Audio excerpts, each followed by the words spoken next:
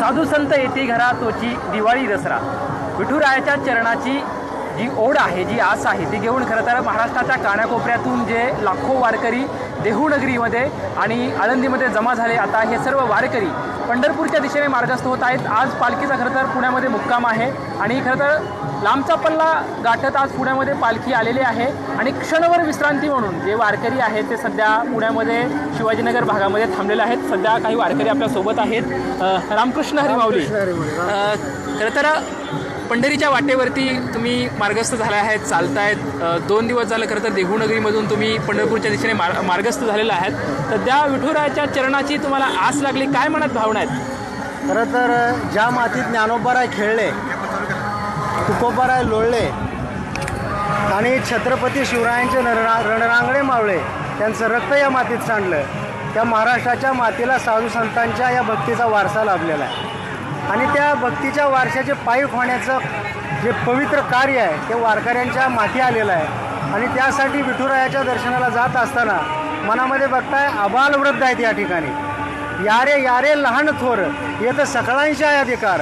अशा प्रकारे सर्व वारकरी विठुरायाच्या दर्शनासाठी निघालेले आहेत. कुणी चप्पल घालते, कुणी घालत नाही, कुणी डोक्यावरती सावलीच्या आस धरतो, कुणी धरत नाही, कुणी एखाद्या ठिकाणी भाकरी मिळत नाही, परंतु एकच विठ्ठलाचं नाम आणि विठ्ठलाचं नाम घेतच हे सर्व वारकरी पंढरपूरला निघालेले आहेत. बरं, माऊली पंढरपूरच्या दिशेने चाललाय, पण वारी तुम्हाला काय शिकवते, काय देते? वारी आपल्याला शिकवते समता, बंधुता आणि माणुसकी. वाटेने जात असताना तो कुठल्या जाती धर्माचा आहे, तो लहान आहे का मोठा आहे का, एकच बघितलं असतं. माथ्यावरचा गंध, गळ्यातली माळ आणि अंगावरला पांढरा फेक जो पोशाख आहे तो पाहिला जातो. त्याच्या मुखातलं विठ्ठलाचं नाम पाहिलं जातं. तो कुणाचाही तो पाहिला जात नाही. या ठिकाणी बघताय मोठमोठे अधिकारी, मोठमोठे लोक अन्नदान करायला येतात. तुकोबाराय म्हणतात, यारे यारे लहान थोर येतं सकळांचे अधिकार. म्हणजे कुणी लहान आहे, कुणी मोठा इथं बघितलं जात नाही. तो वारीत आलाय म्हणजे तो पावन झाला, तो पवित्र झाला. वारकरी साधू संतांच्या चरणाची माती घेऊन कपाळाला लावतात. का लावतात? कारण मी संत चरण रज लागता सहज वासनेचे बीज जळून जाय. संतांच्या चरणाचं रज जर माथ्याला लागलं तर आपली वासना समूळ नष्ट होते आणि मनामध्ये प्रेमाची आणि बंधुभावाची भावना निर्माण होते. नक्की. खरं तर संत असं म्हणतात की विष्णुमय जग वैष्णवांचा धर्म वेदावेद ब्रह्म अमंगळ. खरं तर या उक्तीप्रमाणे खरं तर सर्व एकच झालेले आहेत, विठ्ठलाच्या दिशेने जात आहेत. एक आत्मिक भावना, एक वेगळी भावना विठुरायाच्या आशीची आहे. खरं तर तुमच्यासोबत सर्व वारकरी, आणखी काही वारकरी आहेत, आपण त्यांच्यासोबत खरं तर गप्पा मारणार आहोत. पंढरपूरच्या दिशेने चाललेले आहेत. खरं तर आणखी काही वारकरी आहेत, आपण त्यांच्यासोबत चर्चा करू. पंढरपूरच्या दिशेने चालला आहेत. माऊली, कुठून आलात? नाव काय, कुठून आलात?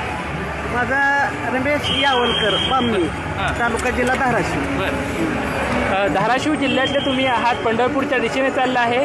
काय अनुभव भेटते वारीमधून? चांगला आनंद मिळतो वारीला. बरं, यंदा पेरणी सर्व झालंय? हो, पाऊस भरपूर पडला, पेरणी झाली. म्हणजे पेरणी झालेली आहे, पाऊस भरपूर झाला आहे, त्यामुळे आनंद आहे. आणखी काही दुसरे वारकरी आहेत, आपण खरं तर त्यांच्यासोबत चर्चा करणार आहोत. वारी एक आत्मिक आनंद देणारा सोहळा आहे, अशी खरं तर वारकऱ्यांची भावना आहे. वारीमध्ये चालतायत, पंढरपूरच्या दिशेने चालतायत, क्षणभर विश्रांती म्हणून या ठिकाणी बसलायत. खरं तर वारीमधून तुम्हाला काय भेटतं, काय प्राप्त होतं? आजपर्यंत काही कुणी लहान थोर जे आहेत, लहानपणी जो आपल्याला आनंद असतो, आज ह्या वयात झालो तरी लहान मुलासारखं मी अजून त्याचा आनंद लुटतो. आजपर्यंत एवढ्या वर्ष जवळजवळ आज 8-9 वर्ष वारी करतो आम्ही. ते आहेत बामणीचा, धाराशिव, ते राहायला आहेत रायगड जिल्ह्यामध्ये, तरी तिथून खास आवडीने वारी करतो. वारी आहे तो एकतेचा सोहळा आहे. वारी म्हणजे आनंद.